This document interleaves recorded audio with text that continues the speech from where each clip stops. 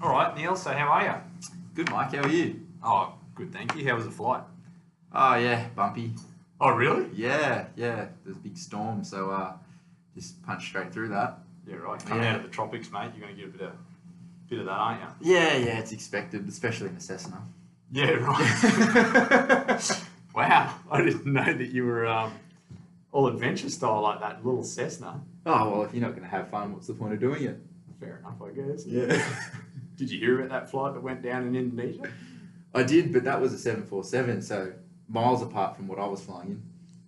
Hey, at least you probably got less to fall, right? The little Cessna wouldn't go as high as the 747. No, I don't think so. But anyway, I'm here, and I'm not going to say that actually. All right, cool. Well, we had a chat on the phone late last week, and so the purpose of the meeting today is it's a strategy meeting. Yep. So I go through this with all of my clients just to, I guess, really make sure that we've got your objectives captured the right way, and we're all on the right path before we get your statement of advice ready and done for you. Okay. Is there anything you want to make sure we talk about today? No, but did you get a haircut? I did, yeah. Thanks for noticing. It looks good. Oh, very good. There you go. And you're a bit of a connoisseur of good looks, so I'm glad that you noticed. Well, there you go. What are you doing after? We'll keep moving on. So, Neil, what I've got in front of you, mate, is a bit of a strategy paper. You've had a quick look at it already. What are your thoughts so far? It looks good. I'm just a little confused. I thought last time we spoke, my plan was kind of to retire at 55, and I didn't sort of see where that fit into the actual strategy. Yep. Yeah. Okay, great. All right, I'm glad you asked that anyway. So, the first page here basically describes your current position. You've got your shares, your super, and so forth. Yeah. Is there anything that you think is missing, or we could, position better for you on this page? No, I think it pretty much is a good simple snapshot of where I'm at. It's nice to see it in this form actually. I quite liked it. Okay, cool. All right. So moving on to the next page, we've got your objectives here. So as you just mentioned, one of them was to retire at 55, and you wanted to live both in Australia and Singapore, right? Yes, correct. Cool. So I guess taking a look at those objectives we've got on the page there and some of the details behind each of them, what are your thoughts on that? Yeah, well, I guess no, that they're pretty much spot on in terms of what I wanted to achieve. I guess my main thoughts were around how am I going to achieve these, and if I can really, because I'm in a position where I want to do all these things and I just don't know if I can or not. Yep. And I guess that's why I've engaged your services as well. So, Yep. just in terms of the objectives, no real questions. That's pretty much what we discussed. Okay, cool. All right. So that's pretty much the fact-checking part of our meeting. What I want to now move into is these objectives in particular, each one. Yeah. And just talk to you about, I guess, answering that question you just had, whether you're going to be able to achieve them all and how. Yeah. Probably going to just look at this from a high level today. Yeah. Your statement of advice will go down to every single bit of detail as to how you will achieve them. Yeah. But there are some key things I wanted to make you aware of today, and just, I guess, get your feedback and understanding, because some of these objectives, well, look, we can achieve them all, but we're going to have to do a little bit of changing around for some of them. So, and I wanted to understand how you felt about that. Yeah. So moving on to the first one here that we've got, retire at 55, living in Singapore and Australia, 50-50 type of. Yeah. How do you feel you're on track to achieve that one? I don't really know. Okay. I don't know. That's I kind of wanted clarity around where I am at in achieving that goal. I mean, I just don't really have an idea of where I'm at, and that's what I'd like to do. But from getting from A to B, I have no idea. Okay, cool. All right. Well, hopefully this will give you a bit of insight into that. So you've got a couple of super funds there. Yep. One thing that I think would definitely give you a bit of benefit there is consolidating the two. Yep. The reason why I could see it giving you some benefit is, well, one, you get to just reduce your fees potentially a bit. Yep. And two, getting all your ducks in a row. Okay. You know, having all your money in one super account is going to allow you to manage it how it needs to be managed, and that's just going to be one less thing to worry about in terms of achieving the growth that it needs to achieve. Yeah. How does super fit in terms of importance to you? Is it an important thing, or? I mean, not really. All I know it is just you can access it when you retire, right? I mean, I guess the age I'm at now, it's becoming more important, but you know, before I'd actually thought about it, it was just that thing in the background that I'm just, you know, I've got money there and I can't access it. Okay, yep. So it's interesting you say that point, because retiring at 55, the thing with super is we can't actually access it till you're 60. Right. In terms of getting the money and using it for your own lifestyle costs. Oh, right. So that is one contributor as to why I'm actually recommending you consider retiring at 60 rather than 55. But really, the main reason why I'm saying retire at 60 rather than 55, is, as you've already requested, is that allows you to achieve all your other objectives.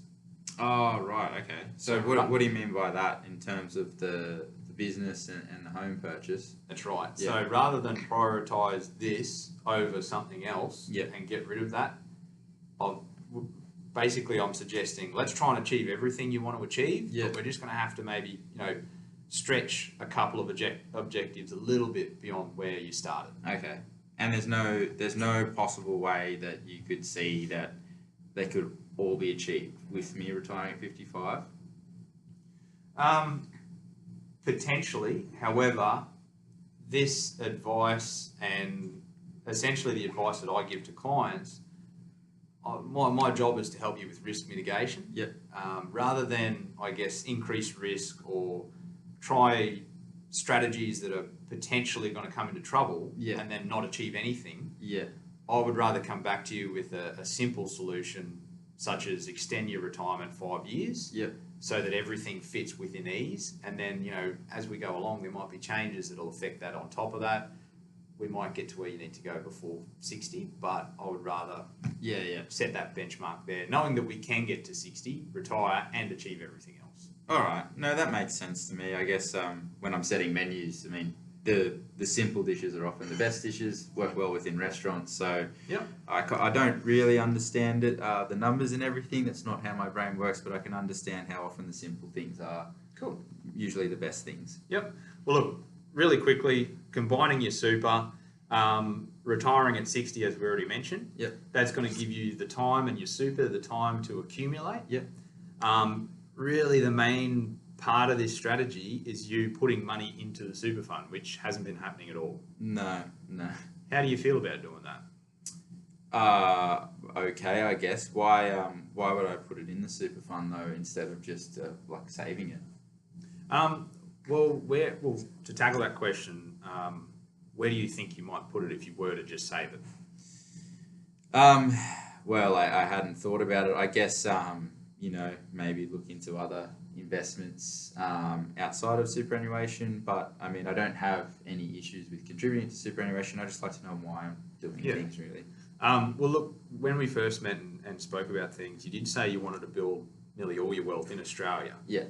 You just felt like it was a simpler and easier system, and you felt more confident in the financial system. So the thing is, you're not a tax resident in Australia. Yeah. So, you know, there's a thing there where we don't want to not necessarily hide you from the ATO, but we also don't want to make it look like you're trying to avoid something as well. Yes. Yeah. So the beauty about super is it runs very tax efficient. Oh, okay, great. So it's all 15% on the income that is generated within the fund. Yep. Sort of like your investment property. Now, do you know what tax rate you're on with that? I have no idea. You're paying 32.5%. Oh, right. So from the first dollar to the end of the 36.5 grand you're getting from your property. So a bit over double. Yeah. So I guess in comparing those two investments, your super and your property, can you see that your investment property needs to generate more because of the tax? No, that makes sense to me. Yep. So using the super makes it easier on your investment, and the beauty of it is these contributions that you make throughout the year, you can actually claim them against your rental income from the property. Oh, okay, great. As in reduce your taxable income. Oh, okay. And so, will I have to pay tax if I do this? You will, but about $1,000 a year compared to about six. Oh, great. Oh, awesome. And then, if I contribute to my super funds, what will that allow me to do versus, say, getting an investment property and paying off a mortgage and rental income and those kind of things? Again, I think really it's diversification. You can get into a lot wider range of investments, which lowers your risk. Yep. And again, the tax side of things. Okay, yeah. So it's mainly just for the tax reasons, and then I guess when it comes time to access it, then I can draw the income from that as well. Sure can. Yeah. Okay. And that's all tax free too. Okay. Oh, So tax free. yeah, it's pretty significant benefit in that sense. Oh wow. Mhm. Oh, so why is it tax free? Because it'd be coming from an account-based pension, and you'd be after 60 years of age when you're accessing this money. Wow. Wow, I didn't know that. Whereas in comparison, if you built all this wealth up in your own name, it'd still have a taxable proportion to it. Oh right. Oh, it's a pretty good deal then. I reckon, yeah. Yeah. Nice and simple too. Yeah. So have you got any more questions about your retirement objective? No, that seems pretty good. I'm slowly wrapping my head around it, but that seems all pretty straightforward. Great. All right. If you want to flick to the next page, we'll keep moving through this pretty quick here because I know you've got another meeting coming up. I'm taking spaghetti bolognese to Asia. Are you going to put the noodles in instead of the pasta? Oh well, we're going to do it on rice noodles first. Ease it in, so to speak. Cool. Yeah, We'll bring around a sample dish whenever you got one. I will. Oh, why don't you come over? You can visit one of my restaurants. I will. All right. We'll set it in. There you go. You'll be paying for the Before flight, you though. leave, make sure you book it in. All right, cool. So one of your other really important objectives was to purchase a home in Singapore, right? Yes. Cool. So when is it you wanted to buy that one? Oh, look, I mean, I guess I wanted to buy it as soon as possible. I mean, I'm spending a lot of time there, so I just feel like, renting there, it's just, my money's going to waste. So it just gives me a bit more security too. I want to know that when I go there, it's a bit more of a routine, and I've got that comfort of it's my home now. I'm not just flying in and out and moving around. Yep. Mm. So in terms of purchasing the property and everything, this objective we can fit. However, with the purchase or investment of a business later on in your life with the 160 grand, I highly recommend you buy this property sooner than later, preferably in the next year. Oh, right. The reason for that is you're able to use some of this money that you're building up in your Singapore bank account as a deposit. Yep. You then take out a loan as you requested of only about 50% of the purchase price. Yep. And by sticking to the repayments until you're 60 years of age, it's all paid off Oh, at right. 60. So you will have your house in Singapore. Yeah. Something else I will mention, your investment property in Australia, I would also recommend you move to principal and interest Okay. so that it is also paid off at 60. Yeah.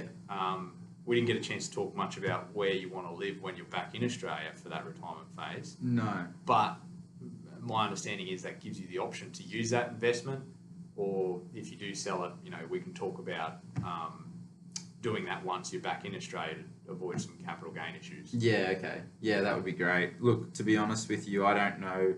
I haven't thought too much about where I'd like to live in Australia. But for the moment, I'm happy keeping the rental property as is. Cool. And I don't know, I guess, in the next few years, all things being equal, we can see how we're going, I guess, and then reassess these things. I think you've got some really good objectives here, but there's a lot to them. Okay. So we'll definitely have to work side by side on making sure we tick these off each year. It's all right. Little steps to get all that way. Okay. Cool. So does that all make sense? Have you got any questions? So, I guess just being devil's advocate, what happens, for instance, I know in the US and even here, I guess they talk about it sometimes about raising interest rates. If the interest rate was to go up, am I still able to afford to make the repayments, and is it still fine? I'm still on track that way? Yep. So that's something I'm definitely going to delve deeper into with your statement of advice. One thing I want you to understand is I don't have a credit license, but what I'm going to do is refer you to a specialist in Singapore. All right. That's going to be able to go through the loan and double check all of this for you from their perspective. they would be best suited to answer that question. Yeah. But look, you've still got plenty of surplus income. Okay. If interest rates do increase, I'm unsure what sort of level Singapore banks would require Yeah, yeah. to determine whether you're a risk or not. Yeah. That's what the credit license will be able to do for you. Okay, okay. But we've still got plenty of surplus income. All right, I just want to make sure I'm not, I guess, like stretching myself too far. I don't want to have those pressures where you're just, if there's slight changes, I'm going to be short of money. That's not something I want. I'd rather sacrifice something rather than feel those pressures. Yep. Yeah. So when we first spoke, you mentioned you save about $7,000 a month, and you're sending pretty much all of that to your bank account at the moment. Yeah, correct. We're going to utilise pretty much all of your surplus. However, it's all going to these particular objectives. Okay. How do you feel about that? Look, good, but look, say the worst was to happen. I couldn't work anymore or something, or interest rates went up, or is there ways around that, like where I can access the capital so I know I'm fine? Because I don't have any problem redirecting money places, but as long as I know that a portion of it I still have access to, if we're in dire straits or something like that. How much do you have to have at all times in cash? Personally, Mm-hmm. oh look, not probably like 30 grand. Great. Probably just 30 grand in cash, and I'd feel comfortable with that. At no point does your Singapore bank account drop below 30. Stays at about 50 as a minimum. Oh, great. Builds back up. Firstly it builds up. You purchase your home. Yeah. Later on, you were talking about buying a business in Australia for 160K. Yeah. Because of the transfer limits, I'd recommend you do that in a 2-year instalment, 80 grand each year. Yeah. And the next, you don't have any other costs apart from ongoing servicing. Yeah. So Okay. you've got a pretty healthy cash account. The other thing is you've also got quite a lot of equity in your Australian home. Yeah. And you do have some shares here. However, again, I'm not really making an explicit recommendation to sell them or anything at this point. Yeah. Purely because of the capital gains tax rules with Yeah. you being a non-resident. Yeah. Yeah. I think it'd be more favourable for you to do that once you do return to Australia, and if you're then considered a tax resident, Yeah. to consider selling them to give you some more liquid assets. All right. Okay. But again, that's quite a long way from today. Yeah. So we, by all means, we'll go through that at a later date.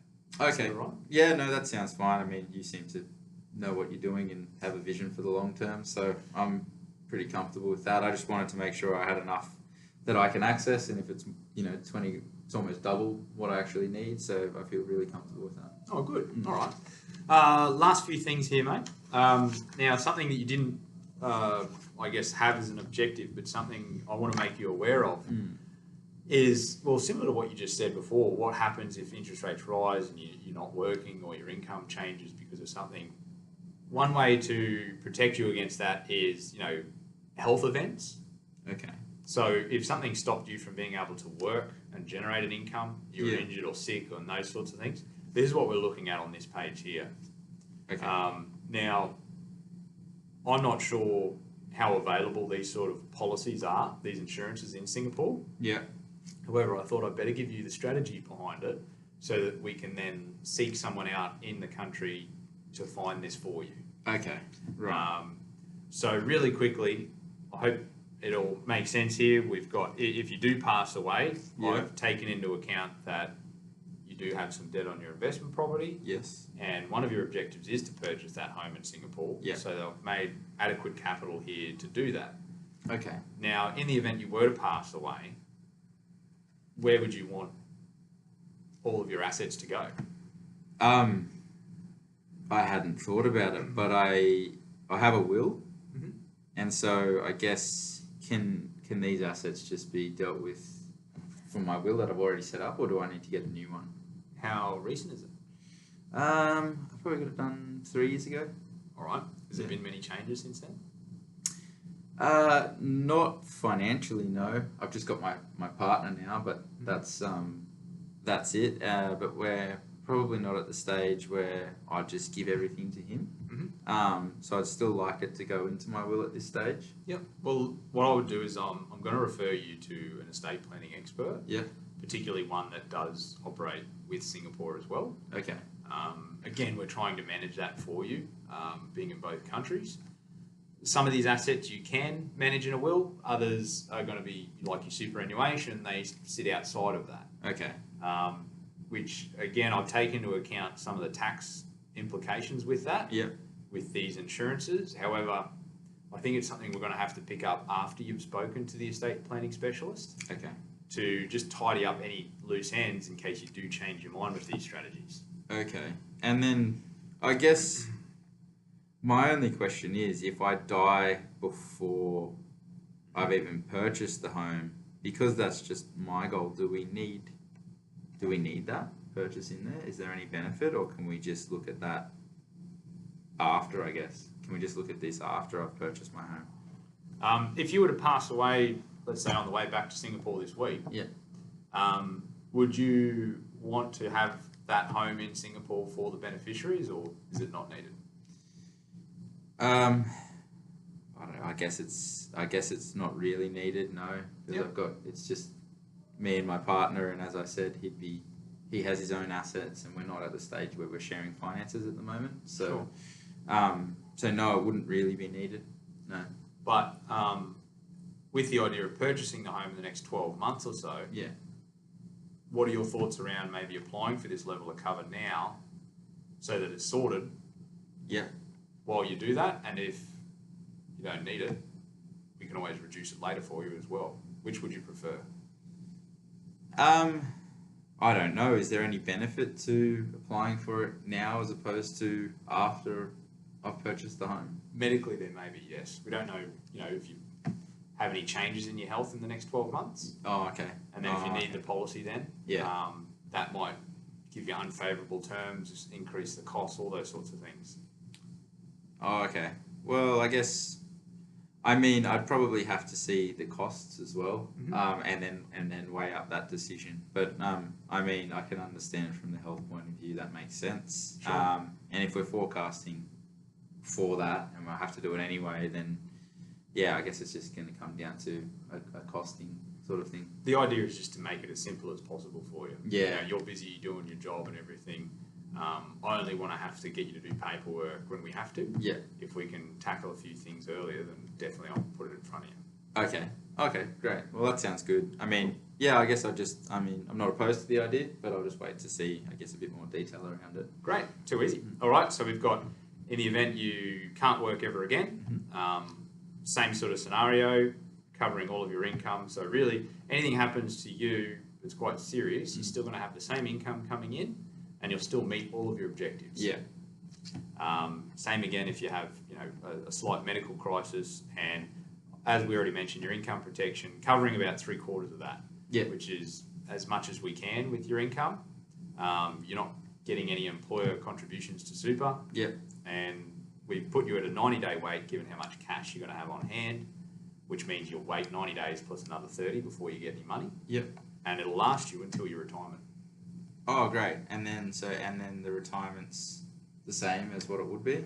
That will cause a slight problem if you were to claim on income protection. However, if you're on income protection for that period of time, these other things here, like total permanent disability and so forth, are going to likely also be claimable. Yeah. And that's going to assist with that retirement.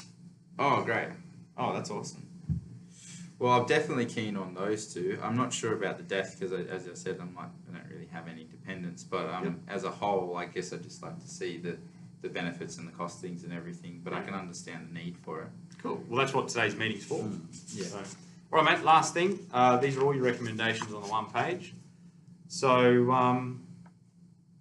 I guess looking at all of this, is there anything in particular that you saw that stands out to you?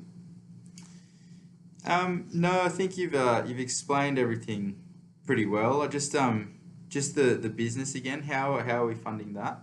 Over 2 years. Over 2 years. 80 grand transfer from Singapore account Yeah. to an Australian account. Yeah. And then you'll have the 160 to purchase. Okay. All right. No problem. But other than that, no, I think you've explained everything pretty well. I understand, the home purchase, and I guess I can understand the retirement strategy somewhat in its most simple terms, I'm sure.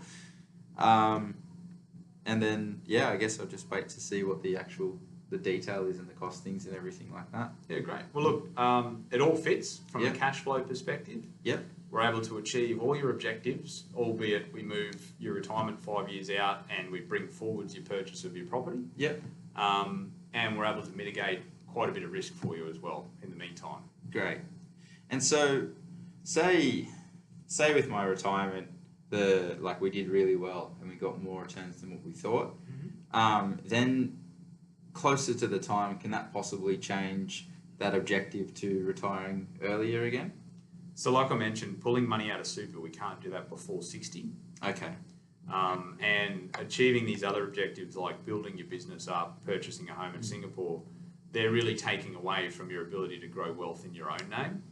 Yeah. There's maybe alternatives such as looking at the investment property sell down in Australia, Yeah. but you don't get some pretty significant discounts on capital growth, which you've had on that property. Yeah. But look, by all means, if we get more return than what we need and we're sitting really pretty, Yeah. how do you feel about toning down the risk? Oh yeah, if I don't want to take any more risk than what we need to, I understand investments. Obviously I've tried investment properties and I know some things work, some things don't, but I don't understand taking risk if we don't need to. Great. I just want to do enough basically, and then that's all I want to do. Well, that's definitely the fundamentals behind this strategy. Let's just do enough Yeah. in the simplest form to get you where you need to be, and we've got a little bit of room if anything goes wrong. Okay, great. Cool. Awesome. All right, mate. Well, I'll see you later, and as we walk out, we'll book that day for me to come in and see your restaurant. Yeah, that'd be great. You'll have to book your own flights, obviously, and hopefully that's coming out of my fee, but... We'll see what we can do. Yeah. Thanks, brother. No worries. Thanks, Mike.